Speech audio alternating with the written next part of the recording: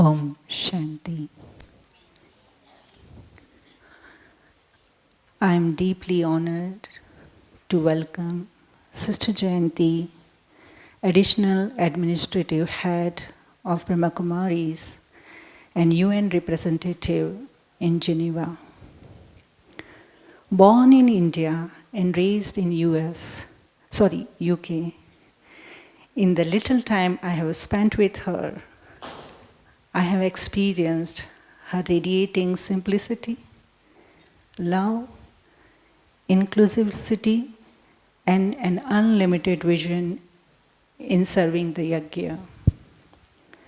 Like our Dadi Janti, she tirelessly travels thousands of miles each year around the globe, spreading God's light and spiritual wisdom. Today, she will share with us the profound theme, giving respect, which she is an embodiment of it.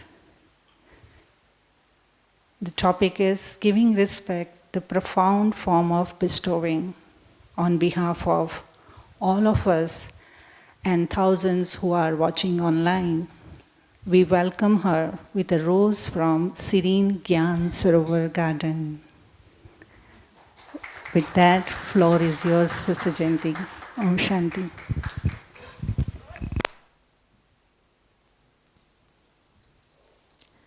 Om Shanti.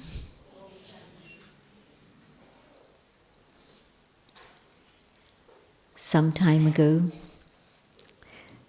Dadi was with a very small group of people. We were on a tour, and so it was one person who was driving and another couple of people with us. And it was a new city. There wasn't a center there. And so morning class was just that very small group. And so Murali, of course, and then afterwards there was time just for Dadi to engage with us. And so they asked Dadi the question, Dadi, what's the difference between your generation and our generation?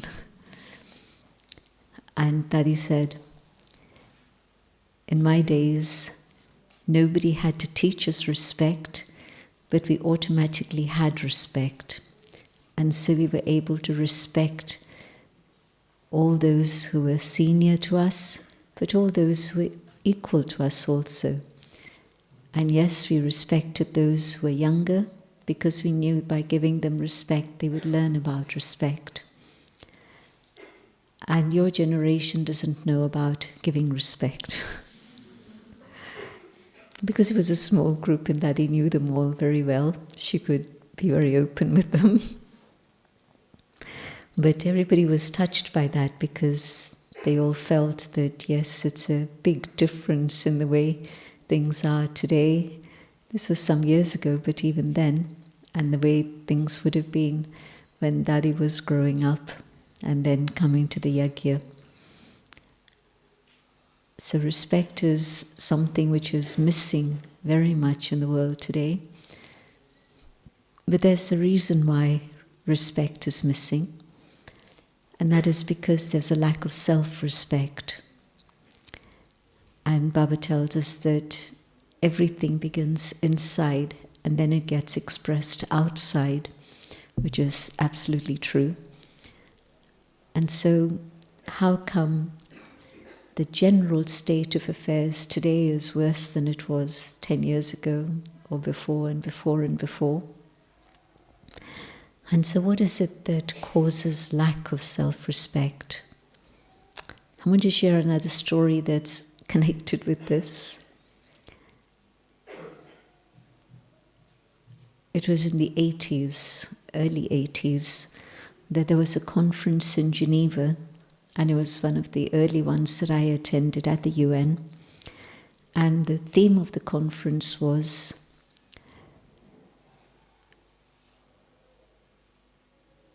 removing discrimination in terms of matters of belief. And they'd chosen the title very specifically because it was a time when Russia, China were very strongly communist, and there was no question of God or religion being taken up on any level.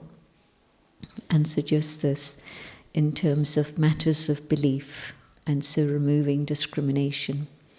And every ambassador, the first day was the ambassadors speaking on behalf of their countries.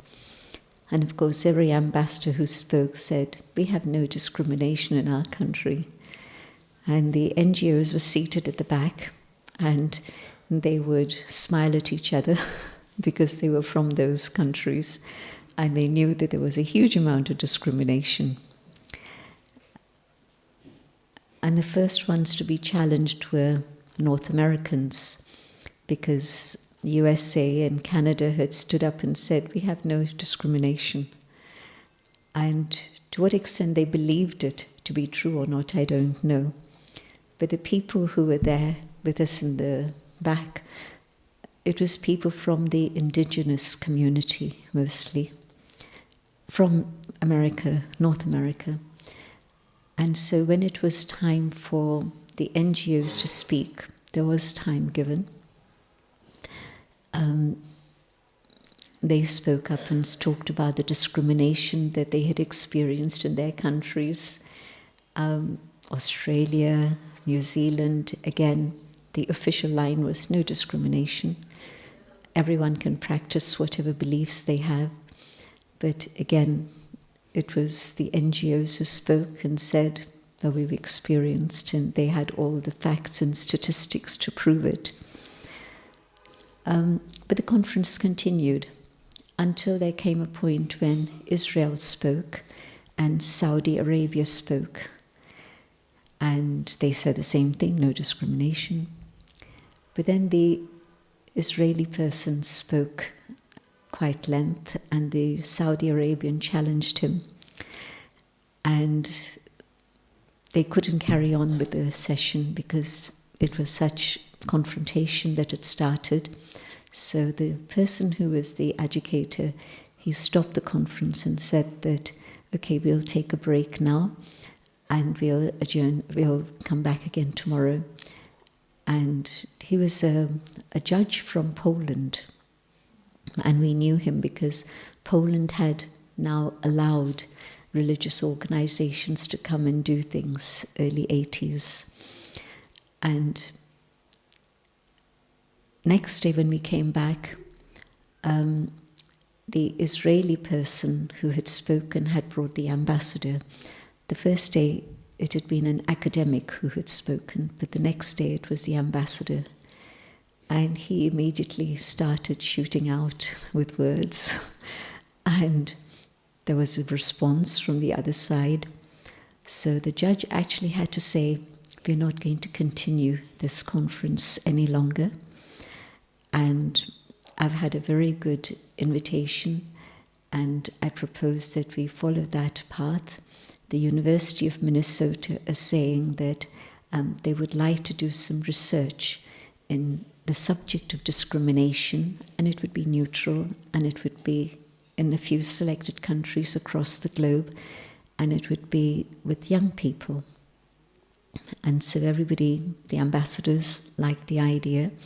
And so that conference came to an end without any conclusion, except that we're going to let the university do their study, and when they finish their study, research, then we're going to come back again and have another session. So a few years later, got another invitation, and this time it was to be in Poland, and the judge had organized that also. So the results of the university were very interesting, and essentially it was that where there's lack of self-esteem, there's going to be discrimination. And where there's high self-esteem, there's no discrimination. And so the connection of respect, discrimination, self-esteem, you can see the connections. But the most important thing, what are the causes of lack of self-esteem, and how can we change that today in Brahmin life? And what they spoke about in terms of what they had done all the research in, I think, 5 different countries, and it was amongst young people from 15 to 18. And they found that where there was a strong faith system within the family, there was lack of discrimination. Where there was addiction within a family, and the young people were influenced by that addiction, whether it was nicotine and alcohol in the older generation, it was more likely to lead to addiction within the younger members, and then of course it would be other substance addictions usually. They found that these 2 factors were the biggest things that created lack of self-esteem. And there was a 3rd factor too, and that was where children were brought up in an atmosphere of love. Again, there was higher self-esteem. And so these 3 factors, faith, addiction or lack of addiction, and also love within the family. And when you think about it, you don't necessarily need to spend a few years doing a research project. You could have predicted that these would be factors that would be part of the story anyway. But nowadays, people want evidence-proof research. And so then, that's what came from that conference. But look at it from Baba's perspective. And you see that faith, Baba's children, the family, I don't mean little children, I mean whoever comes to Baba and starts following the path of spirituality, we either have faith in Shiv Baba because we've had some experience, or we have faith in the knowledge that Baba has given us. That's given us a very solid foundation. Our questions have been answered and so on. But faith is a very, very strong factor. And the second factor, when people come to Baba, what we found, and this is what's happened in the de-addiction campaign in India, very categorically. Abroad we've seen it on an anecdotal level, but in India they have actual figures, because we tried getting figures abroad, but people didn't want to give figures. They didn't want to fill in the long, detailed questionnaire. But in India, they were quite happy to fill in the questionnaire. So the addiction campaign started a few years ago, and as you've seen, do you know, it's a huge, huge campaign that's gone all over India. And there's been a memorandum of agreement signed with the government. All the medical people in all the different states are involved in this also. A, they're studying it, but also B, they're supporting and cooperating with teaching meditation in various places. So I'm sure you're aware of it. So what we found is that as soon as a person starts to meditate, we don't have to ask them, do you smoke, do you drink, do you do this, do you do that? Not necessary. We just teach them to meditate. And probably within a week, many have come back to us and said, I was able to give up smoking, I was able to give up drinking. Maybe within a month, some people come back and say, I used to take drugs and I don't anymore. And so, as I say, when we wanted it in hard numbers, nobody was really willing to fill in those big forms. But on an anecdotal level, every teacher, and many of you are teachers, you've given 7 days courses and people have come back to you and told you that. So it became very clear that something within meditation enables people to give up their addictions very easily, very naturally, without any force or pressure, but also it's not giving up for a short time, but it's giving up for, you can never say lifetime, but it's giving up for extended periods of time. It's not a short-term thing, it's long-term. And yes, for some we would say that, yes, they've been able to give up for 40 years, 50 years now, also some people in Gyan outside India. So it works. Meditation is an antidote. Why? Because when the soul feels fulfilled, then in that fulfillment there isn't that emptiness that creates the need for substances or any other type of addiction. And it's very much connected with the state of self-esteem. And so the giving of respect, second step, but first step, my own state of self-esteem. If I'm still addicted to this, that, or the other, and it's then not just a question of substance, then it's also the question of the inner addictions: lust, greed, anger, ego, attachment. Any one of these are also addictions. All of them are addictions. I don't need to prove that to you. You understand that already. And so, the last bit, the love.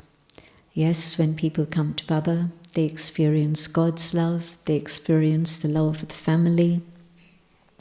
But probably the last thing that they come to is to be able to love the self. And so, how do we develop that? And through that, how do we develop self-esteem? And so, one of the big things that Baba has explained is that when we don't know ourselves, we're not in touch with the original qualities of the soul. And the original qualities of the soul are peace, Atmaka Swadharam has Janti. My original state of being, my original religion is peace, love, truth, joy, and purity. This is what the soul is made up of. It's not bones and flesh and things like this, but it's made up of these qualities. And when I don't know about soul consciousness, I'm cut off from these qualities, these inner values that the soul has. And the state of the world we see today is a direct result of not being in touch with the self. And when I'm not in touch with myself, then of course there isn't any self-esteem. There's a big subject of identity today, and trying to know myself. But of course, when I still am hooked into the external, and my identity depends on my position, my possessions, my property, any of these things, it's going to be not easy for me to maintain my self-respect or self-esteem, because these things can change from day to day. My position can change, my possessions, I have them, then I don't have them. My property, I have it today, and then maybe I don't have it anymore for whatever reason.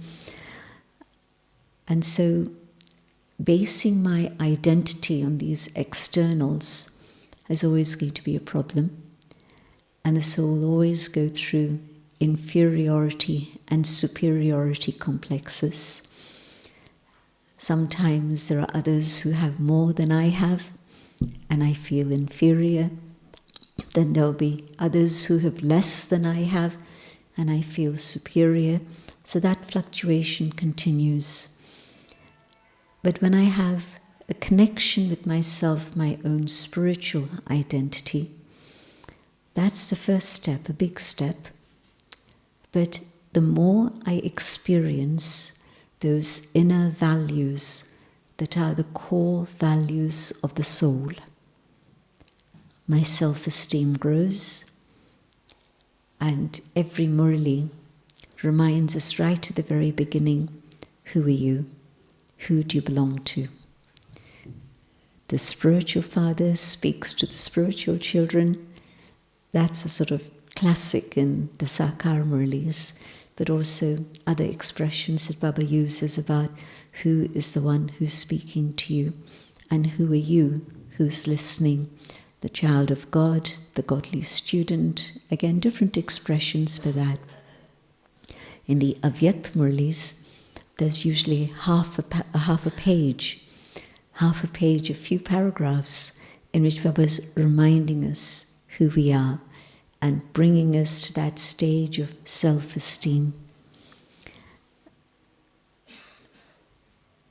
But when I know who I am, and I know what my original values are, only to the extent that I follow those values in my life as virtues. So peace is my original value. It's the core value of the soul. But when I find I'm able to follow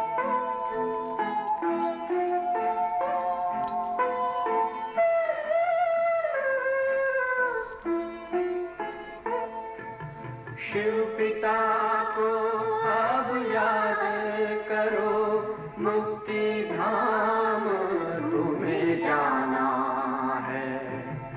अपने सुकर्मों के बल पर ही सतयुग में तुमको आना है। शिव पिता को अब याद करो।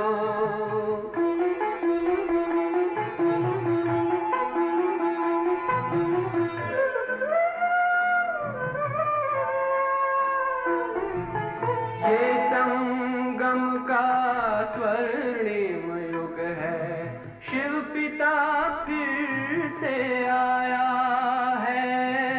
ब्रह्मामुख से शिव बाबा ने वही गीता ज्ञान सुनाया है।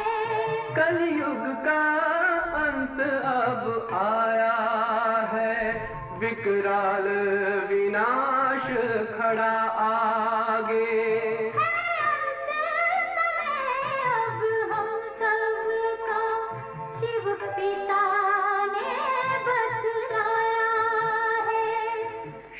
पिता को अब याद करो।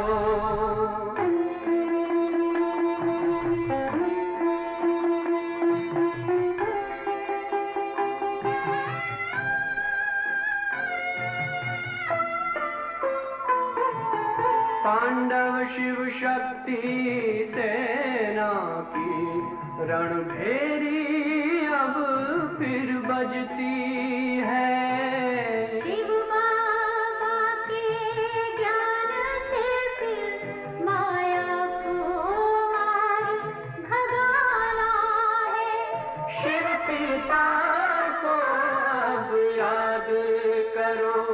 सतयुग में तुमको आना है। शिव पिता को अब याद करो, मुक्ति धाम तुम्हें जाना है।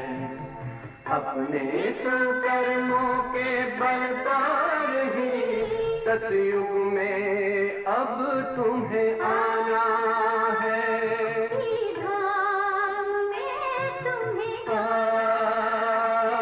सतयुग में अब तुम्हें आना है। धाम में तुम्हें जाना है।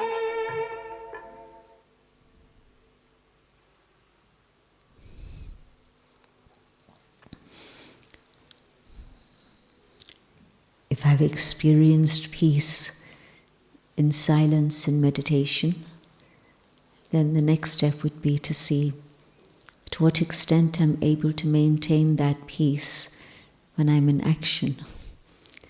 Sitting in a corner and meditating, yes, I'm filling myself, but I don't know to what extent I'm actually changing. It's only when I'm in contact with others and engaged in action, that I'll then discover to what extent I'm truly peaceful, or do I get irritated by somebody else's behavior, or do I get angered by things that others have done, whatever. And so the extent to which I follow those values in my life and express them as virtues in my life, to that extent my own state of real self-esteem grows. Not the artificial ego that I had before because of all the external things, but now real value for myself. And when I can value myself, I can also love myself, and I can also respect myself, and I'm able to have self-esteem. And then I'm able to respect others also. I know what it is I think and feel and do and say and do. And so my self-esteem begins to rise only to that extent that I'm following what I have as my core value in my code of conduct. So basically when I walk my talk, then my own self-esteem rises. And others may see, they might not see, it's a secondary thing, but I know what it is I have done and what it is I need to sort out.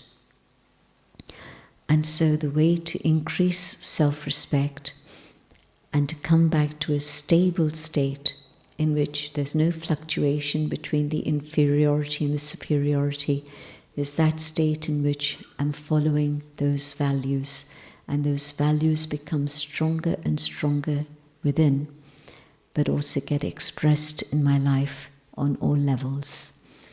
And so when you see someone like Dadi Prakash Mani, and I'm sure many of you, how many of you met Dadi Prakash Mani? Not so many. It's now been many years since she passed away, 20 years actually, nearly, 19. So, but how many of you saw Dadi Janki? Oh, a lot more. Right. But there are still some who didn't raise their hands, so you've been with Baba for 4 years, or maybe around that time, 5 years. So, but certainly those who met the Dadis, you know that their self-esteem was absolutely stable. Whatever else was going on didn't matter. They were able to maintain their peace, their state of love, their awareness of truth at all times. Outside influences didn't shake that even slightly. So we've seen human beings like you and me who have been able to reach that stage. It means that the door is open for all of us, each and every one of us, to do the same. Go back inside, experience the silence, the connection with the self, experience those values within yourself, and then you start expressing them in your life, in your actions. So that would then be the way in which really one's own self-esteem rises, and because I'm valuing and respecting myself, then I can value and respect others also. It extends to human beings without discrimination, absolutely everyone, but it also extends to nature, whether it's the animal kingdom and the respect we have for the sanctity of life in the animals. But then beyond that, the environment totally. Why is it that we've destroyed our environment? They say that human beings are the only species that destroy their own nest. Wherever other species create their nest or their haven, they keep it clean, they keep it protected, they keep it safe. And human beings, what happened to us? we lost track of our own values and truth and reality, and so we started to exploit our own home. And we've made a very good job of it. We've destroyed so many animal species, we've destroyed so much of the environment everywhere. So it starts with that whole concept of valuing myself and then respecting myself and expressing that respect outwards. So when you heard this title, the most profound way to express respect, to express, what was it? The most profound way to express bestowing, to be a bestower, is to be able to give respect. It's a beautiful title, but track it back and see where it begins. And then yes, when I do have that state of self-respect, then there's nothing that I need from another human being. And when I stop being needy, I don't need anything from you, that's when I can start giving to you. And the word Devta in Hindi is very beautiful. Devta, the one who gives. Levta, the one who takes. And so, do I want to be a deity, the one who is giving, or am I still needing something for myself? And on an external level, we need human beings to provide us with so much. And then I come to the state where I'm financially independent and I say, well, now I'm capable of looking after myself. I don't need anyone. Not true. I still need support, I need cooperation, and even beyond that, I'll say, but nobody respects me, they don't value me, they don't see me for who I truly am, they have no recognition of who I am, so I'm still in that boat of being needy and wanting. And they say that if you have something already and it belongs to you and you're still wanting it, it doesn't make sense. And so I have everything I need, and respect is my shadow that's following me, and nobody can take that away from me. I respect myself, and so it's always going to be following me wherever it is I go. So I don't need you to give me respect, but rather I have sufficient to be able to give you respect. And when you start giving, what happens then? It automatically comes back to you. And so you don't ask for respect. And if you're demanding respect, why don't you respect me? Why don't you value me? It's because I haven't yet learned to go inside and connect with the treasures that I carry within myself. And so I have it. Nobody can take that away from me. It's my shadow. It's going to follow me wherever I go. But I've forgotten. I don't remember. I've lost touch with myself. That's when I say, I want, I need. But if I come back to that basic spiritual principle that I carry within myself everything I need, and I connect with that and I experience it, then giving respect is very natural and easy.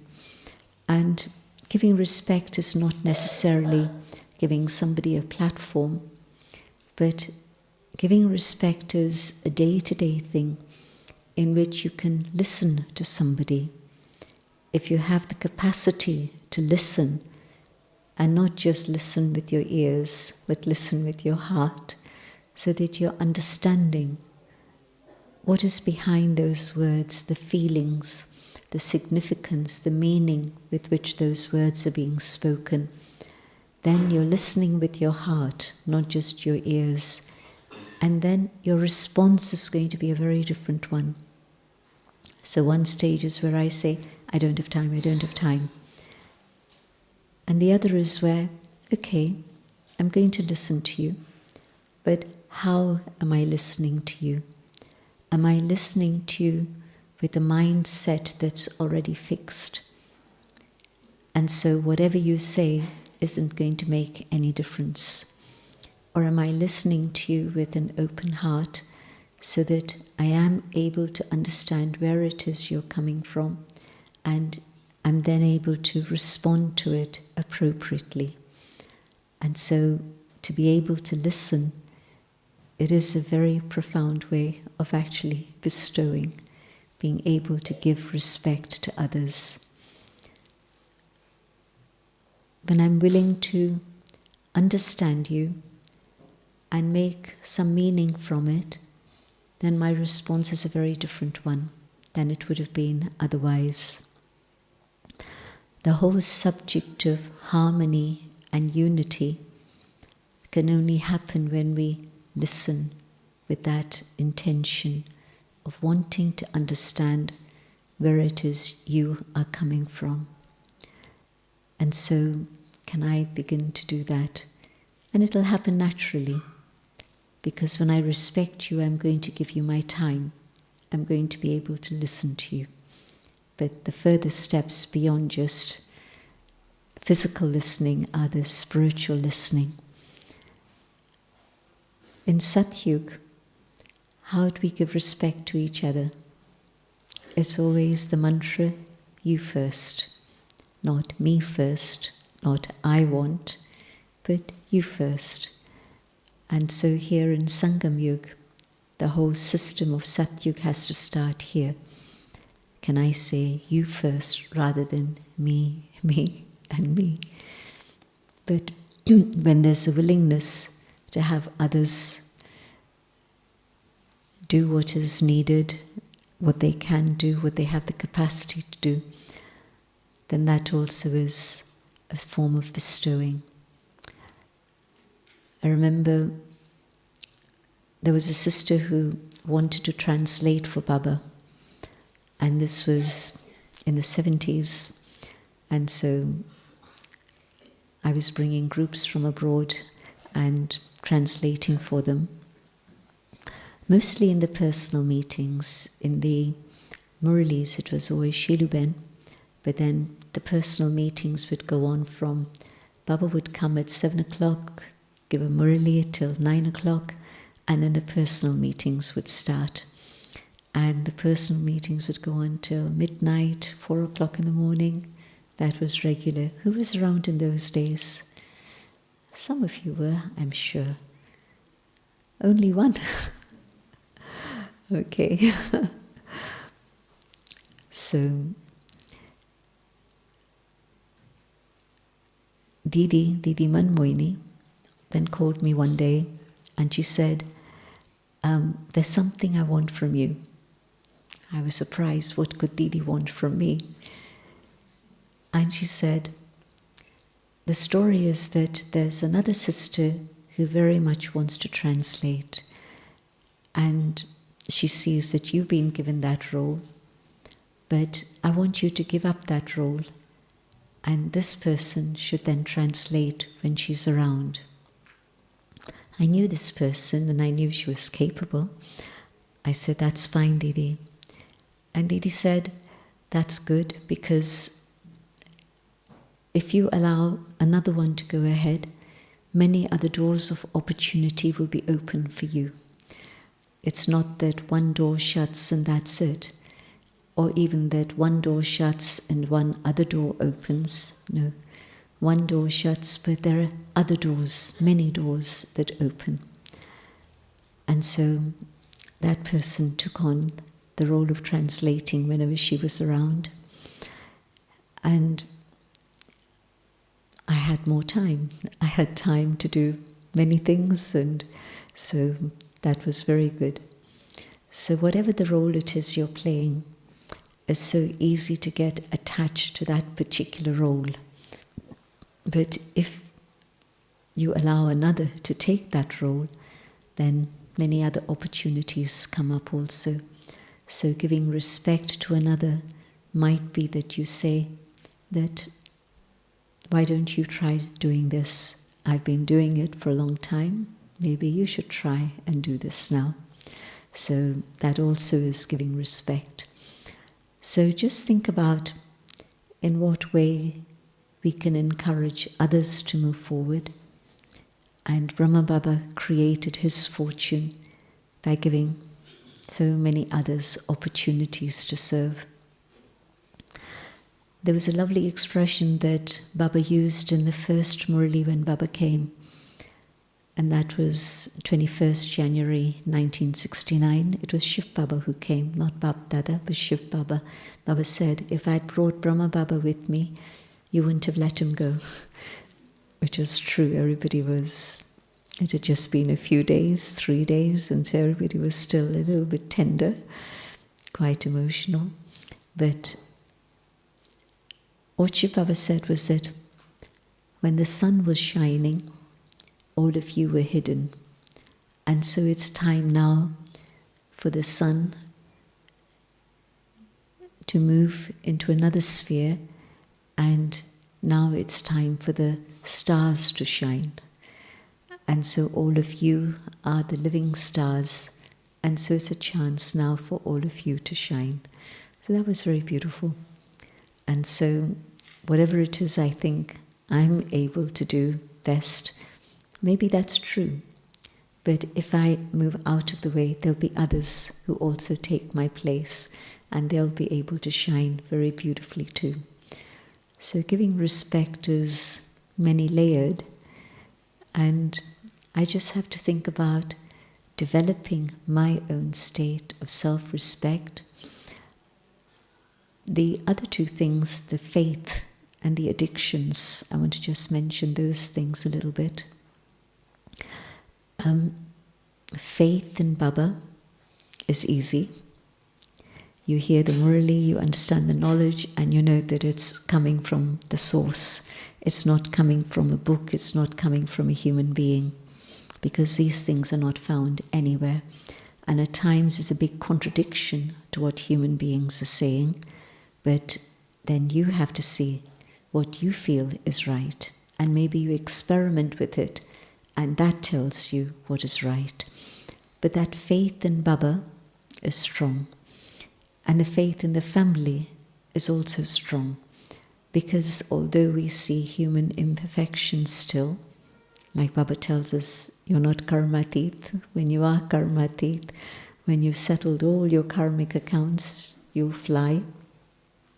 But the faith within the family is such that there'll always, I know for sure that there's always help available, and there'll always be the cooperation that I need.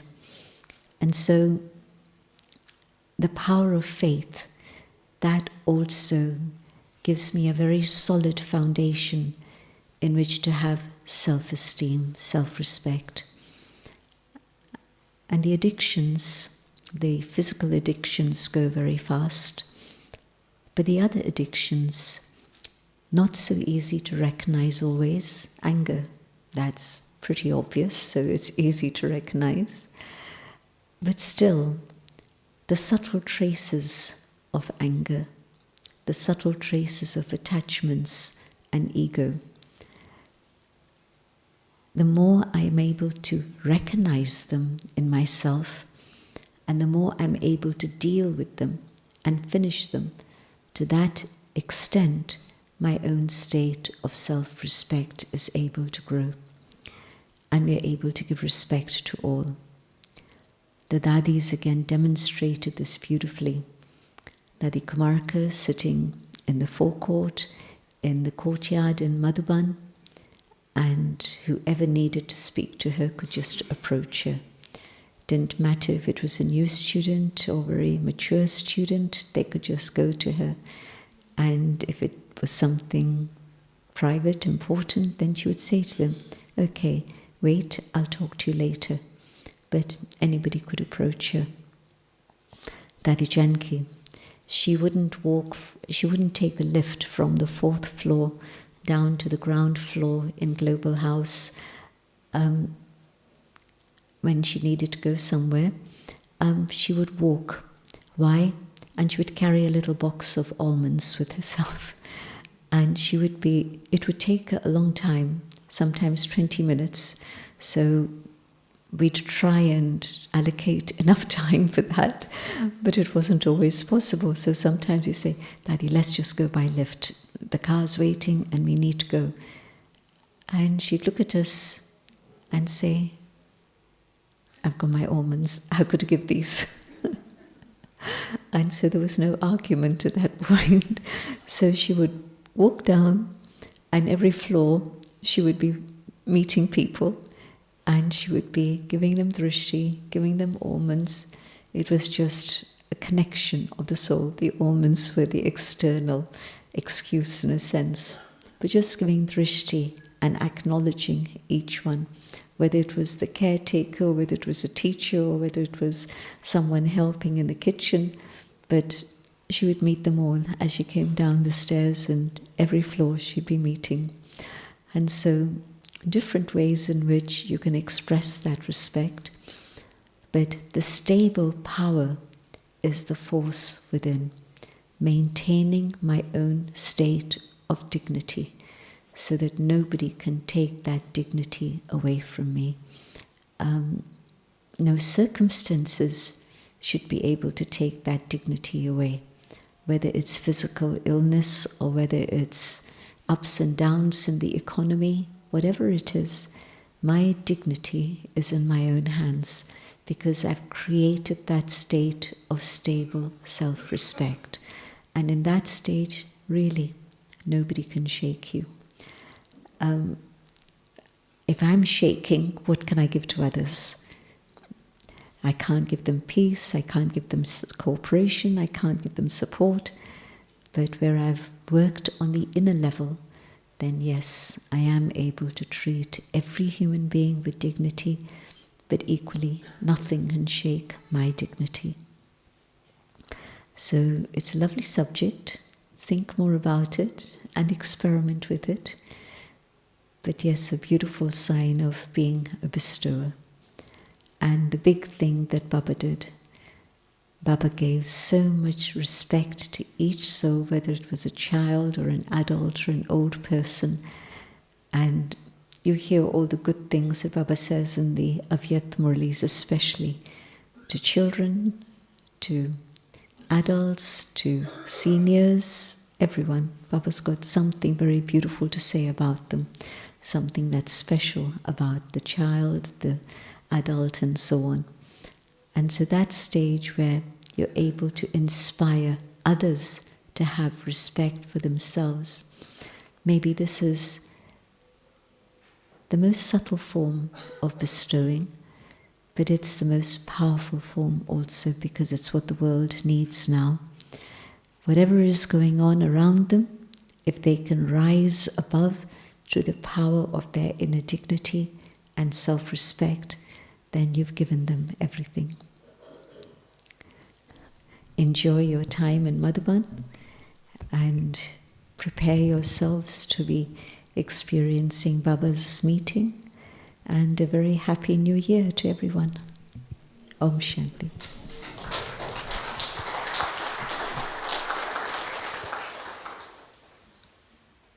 Om Shanti. Thank you, Sister Jayanti, for such an inspiring talk. And I was noting down, I was taking notes, and few things which I'm going to take away is stop being needy. Confidence comes from knowing what's truly yours. Respect starts with listening openly and understanding others' intention. Self-esteem grows when you live by your core values and walk your talk. Faith, love, and freedom from addiction strengthen inner peace and dignity. Harmony and humility, putting you first, are powerful forms of respect. With that, with our loving, thankful gratitude and waves of thank you to Sister Janti, and now we'll have a moment of meditation. Om Shanti. Thank you.